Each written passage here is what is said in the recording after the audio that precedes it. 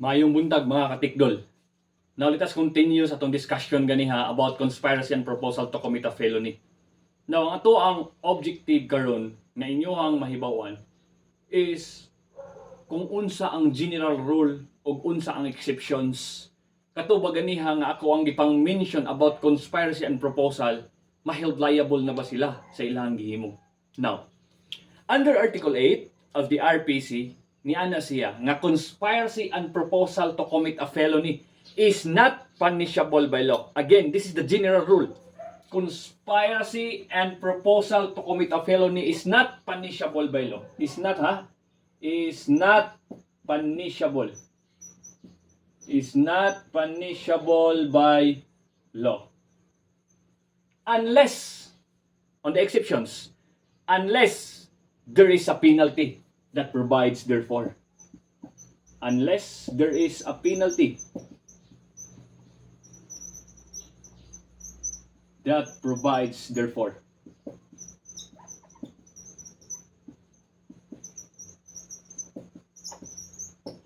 Now, going back sa ato ang discussion ganiha.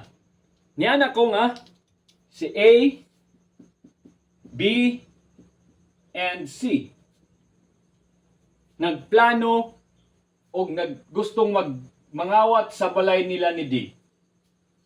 Ang pangutana karon, liable ba si A, B, and C on conspiracy to commit a felony? The answer is no. Nga naman, because as a general rule, conspiracy and proposal to commit a felony is not punishable by law. So dili siya punishable by law. Nga naman, kung imuhang makita sa bukto of the revised penal code, walay crime nga nakabutang nga conspiracy and proposal to commit robbery. Therefore, walay penalty nga gihatag. So kanus man di ay makaingon ta nga ma-held liable sila. So makaingon ta nga ma-held liable sila once nga ilaha nang gihimo ang pagpangawat.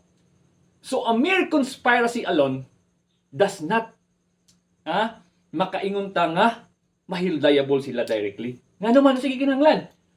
Kinahanglan nga naay overt acts. Overt acts. Unsa man ang overt acts, sir? Ang overt acts nga gipasabot nako is kinahanglan nga ilahang gihimo ang ilahang kasabutan. Ningo ko ganiha si A, B, and C nagsabot, nagplano nga mangawat sa balay ni D. Karon sa pagsabot nila sa mangawat sa balay ni D, that is already naatas conspiracy. But di sila ma-held liable. Nga naman, kinahanglan ta og overt acts. Kinahanglan nga naay execution aron moingon ta nga ma-held liable sila. Now, kung pananglitan, wala man kay crime sir nga conspiracy and proposal to commit robbery or theft as the case may be. Unsa man nimo ron paggamit ang conspiracy? Ang conspiracy gamito na to siya. Conspiracy as a manner of incurring criminal liability. So conspiracy as a manner of incurring criminal liability. Now, unsa man na sir nato? Example ha ganiha nagsabot ta A, B, and C nagsabot nga mangawat sa balay ni D. Si for example, si B ang lookout. Si C ang gisakyan gamit ang tricycle. Si A ang nisulod sa balay. Karon kay si A ang nisulod sa balay, siya mo'y nagkuha sa mga kinawat, kahuman, gisakay sa tricycle. Dayon na perpetrate niya og tarong or na-execute niya tarong ang pagpangawat kay tungod na ay lookout.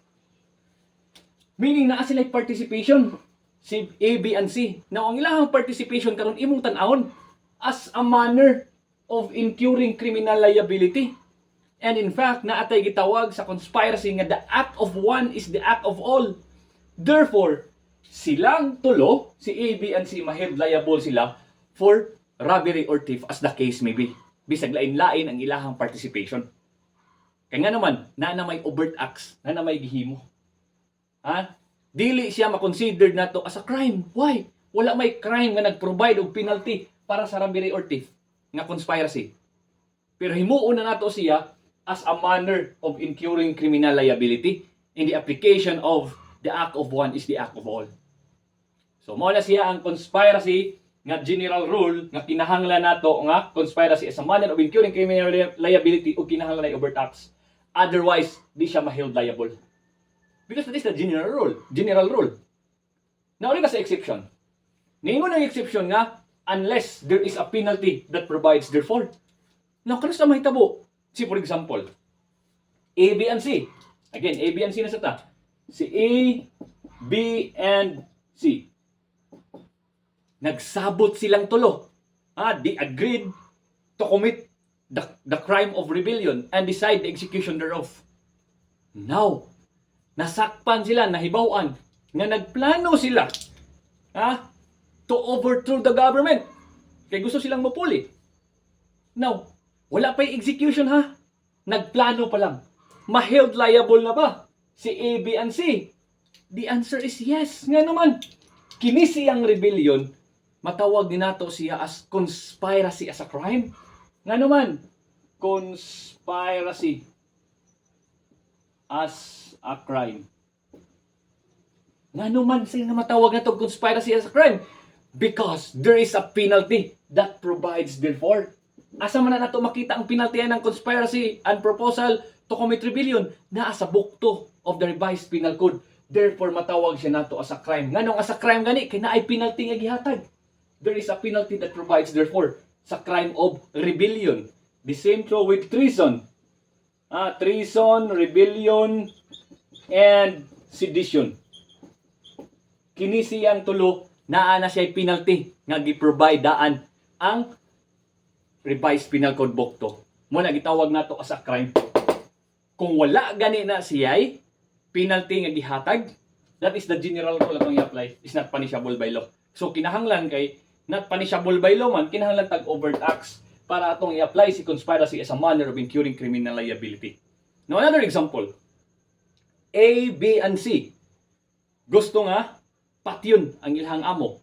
Kay gamay og sweldo, di mohatag og kini ang rest period, daghang mga violation para sa mga benepisyo and incentive sa usa ka employee. Now karon usa ka adlaw na nagsabot si A, B, and C. Nga ilahang patyon ilahang manager nga si D. Karon based on their planning nga inigdayog uli sa balay ilahang atngan, magkuan na sila daan, magatang. So karon nakuha na ilang plano, si A ning sulod na dito sa kini ang ilahang garage baron, dito nagatang daan. Dayon si B lookout gihapon. Dayon si C nga gisakyan ning sulod sad para naa siya katabang si A sa pag-commit sa krimen. Now, ning sulod na ang manager nga si D. Paghuman, kulata, gidunggab og napatay gid nila. Napatay nila Napatay ni A and C, si manager D. Now karon, ma-held liable ba for the crime of homicide or murder as the case may be si A, B, and C? The answer is yes. Why? Kaya ang ilahang kasabutan nga gusto nilang patyon ilahang manager si D, ilamang gi-execute. Naay nahitabo nga overt acts. Naay nahitabo nga pagpamatay. Therefore, ang ilahang liability na sad bisag dili sila parehas og participation is considered as the act of one is the act of all. Therefore, ma-held liable sila for the crime of murder or homicide as the case may be. Conspiracy as a manner of incurring criminal liability atong i-apply. Now, what if, sir, si A, B, and C nagplano na ilahang patyon ilahang manager nga si D? Pagkahuman, wala mahitabo ilahang plano. Nahibaw-an ni A nga ilahang kauban sa trabaho ni sumbong. Ma-held liable ba si A, B, and C? Nga ilahang giplanuhan nga patyon si D? Ning report si A dito sa mga pulis? Ma-held liable ba for conspiracy and proposal to commit the crime of murder or homicide as the case may be? The answer is no. Why? As a general rule, conspiracy and proposal to commit a felony is not punishable by law. Unless there is a penalty that provides therefore ang pangutana. Naabay penalty nga gi-provide ang RPC nga ning-ingon nga conspiracy and proposal to commit murder or homicide is punishable by reclusion perpetua or reclusion temporal? Wala. Therefore, di siya ma-held liable. Nga naman, wala may overt acts. Again, walay overt acts, meaning kinahanglan ta nga naay execution aron ma-held liable sila. So nasabtan. So what if karon, sir? Pagdayon sa pagpatay sa iyahang sa manager, makita nila nga naay anak, gilugos ang anak. Gilugos. Pero why appeal sa plano? Si A ang nilugos, si B ug C wala. Pero nigunit sila. Sir, mahil liable ba sila for kini ang rape nga katong gihimo nila sa paglubo sa anak? Nga ang ninggamit si A. Raman? Yes! Nga naman, there is a unity of criminal design. Bisan pag ang ilahang was like kasabutan nga manglugos, but there was an implied consent nga ilang himuon nga munlugos kay ninggunit man sila although walay participation.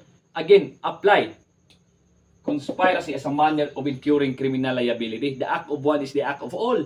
Ano man, usaray ni lugos pero ni-appeal man sila gunit. So mo na siya ang kini ang gitawag nato conspiracy as a manner of incurring criminal liability. Again, another example, what if sir, nagplano si A, B, and C nga mo commit og crime of treason karon before na execute nila ang betrayal against the public, against the government, nahibaw-an ni E. Niingon ni report na si E ngadto sa government nga sir, si A, B, and C nagplano, conspired, confederated to each other to commit the crime of treason. Now, karon gi-aresto sa mga pulis. Valid ba ang pag-arrest nga wala may execution, nagplano pa man? The answer is yes. Why? Kay naa may penalty nga gi-provide sa conspiracy and proposal to commit treason. Therefore, kini siya nga conspiracy is considered as a crime. Therefore, maheld liable si A, B, and C bisag wala pa'y nahitabo nga crime of treason. So I hope inyo nasabtan ha kung kanos atang mo gamit sa general rule, kung kanos atang mo gamit sa exception. So ang next na to nga discussion under Article 8 sa conspiracy and proposal to commit a felony is atong i-discuss kung unsa ang gitawag nato nga will conspiracy and chain conspiracy. So I hope inyo nasabtan. Ug na may mga pangutan na pwede ra mo maka-comment down below. So thank you and God bless us all.